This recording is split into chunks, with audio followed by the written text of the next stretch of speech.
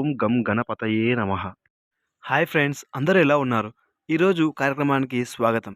ఈరోజు మంగళవారం, ఏకాదశి, సాయంత్రం ద్వాదశి గడియలు ఉంటాయి. ఈరోజు దివ్యంగా ఆంజనేయ స్వామి వారిని ఎలా పూజించాలి, ఎలా పూజించడం వలన ఎటువంటి ఫలితాలు కలుగుతాయి, మరియు ఈరోజు పూజా విధానాలు అన్నిటి గురించి ఈ వీడియోలో క్లుప్తంగా తెలుసుకుందాం. అందరూ జాగ్రత్తగా ఈ వీడియోను ఎక్కడ మిస్ కాకుండా చూడండి. వీడియోను స్టార్ట్ చేసే ముందు కొత్తవారు మన ఛానల్ను సబ్స్క్రైబ్ చేసుకోండి. అలాగే వీడియోను లైక్ చేయండి. షేర్ చేయడం ద్వారా చాలామందికి ఈ వీడియో ఉపయోగపడుతుంది.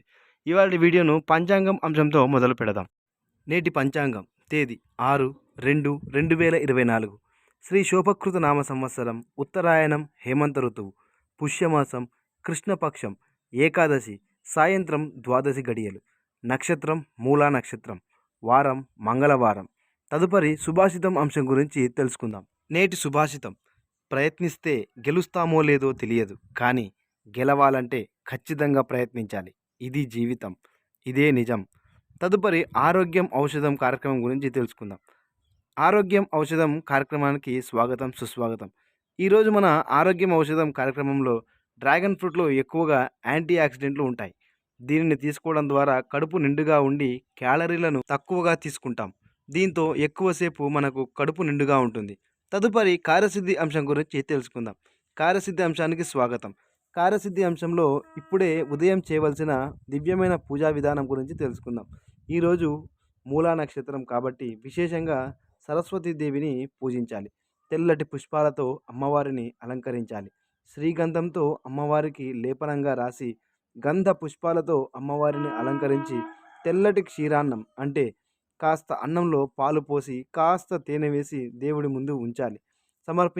ఇలా నైవేద్యాన్ని అమ్మవారికి సమర్పించిన తర్వాత మంగళహారతిని ఇచ్చి పూజ పూర్తి అయిన తర్వాత ఆ క్షీరాన్నంలోకి తేనెను కలిపి ఇంట్లో వారందరూ ప్రసాదంగా స్వీకరించాలి. ఇలా ఈరోజు సరస్వతి అమ్మవారిని ప్రార్థించి కుటుంబంలో అజ్ఞానం దూరమై జ్ఞానం ప్రాప్తించాలి, పిల్లలకు విద్యలో ఎటువంటి ఆటంకాలు రాకుండా చక్కగా సాగాలి అని సంకల్పం చేసుకొని అమ్మవారిని ప్రార్థించండి.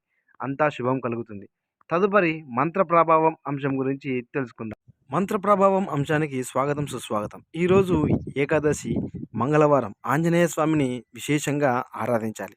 ఈరోజు ఆంజనేయ స్వామి వారి ఈ నామాన్ని జపించడం వలన ధైర్యము, తెలివి, బాహుబలం అన్నీ ప్రాప్తిస్తాయి.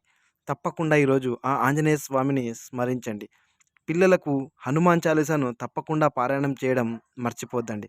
శుభం కలుగుతుంది. ఈరోజు మంత్రం: ఓం శ్రీ హనుమతే నమః. ఓం శ్రీ హనుమతే నమః. ఓం శ్రీ హనుమతే నమః. అందరికీ ఆ ఆంజనేయ స్వామి వారి ఆశీస్సులు కలగాలని కోరుకుంటున్నాం. కార్యక్రమంలో చివరిగా సంకల్పసిద్ధి అంశంలో సాయంత్రం పాటించవలసిన దివ్యమైన పరిహారాల గురించి తెలుసుకుందాం. తెలుసుకునే ముందు మీలో ఎవరైనా పుట్టినరోజు, జన్మదిన శుభాకాంక్షలు, పెళ్లి రోజు వేడుకలు జరుపుకుంటున్న వారందరికీ మన ఛానల్ తరపున ఈరోజు శుభాకాంక్షలు. ఇలా మీ ప్రియమైన వారికి తెలియజేయాలనుకుంటే ఇక్కడ ఇచ్చిన మెయిల్ ఐడికి వారి యొక్క ఫోటోను, డీటెయిల్స్ను వారం రోజుల ముందుగా పంపించగలరు. మేము ఆ తేదీ నాడు వాటిని ప్రచురించడం జరుగుతుంది. సంకల్పసిద్ధి అంశానికి స్వాగతం, సుస్వాగతం. ఈరోజు సంకల్పసిద్ధి అంశంలో సాయంత్రం పాటించవలసిన దివ్యమైన పరిహారం: సాయంత్రం ద్వాదశి గడియలు మరియు మూలా నక్షత్రం ఉంటుంది.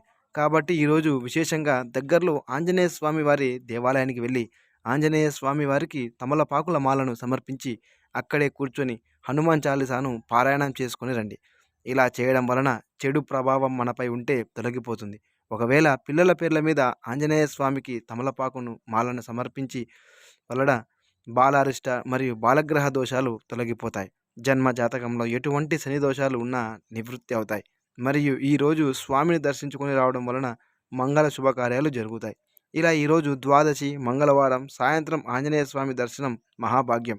అందరూ స్వామి దర్శనం చేసుకొని ఆ స్వామివారి అనుగ్రహాన్ని సంపూర్ణంగా పొందండి. ఇలా మన ఛానల్లో ప్రతిరోజు చెప్పబడే దివ్యమైన పూజా విశేషాలు, పరిహారాలను పాటించి మీరు, మీ యొక్క కుటుంబం ఆ భగవంతుని యొక్క అనుగ్రహానికి పాత్రలు కాగలరని మన ఓంకారం పూజ ఛానల్ కోరుకుంటుంది. సర్వే జనా సుఖినో భవంతు, లోకా సమస్తాం సన్మంగళాది భవంతు. Thank you for watching.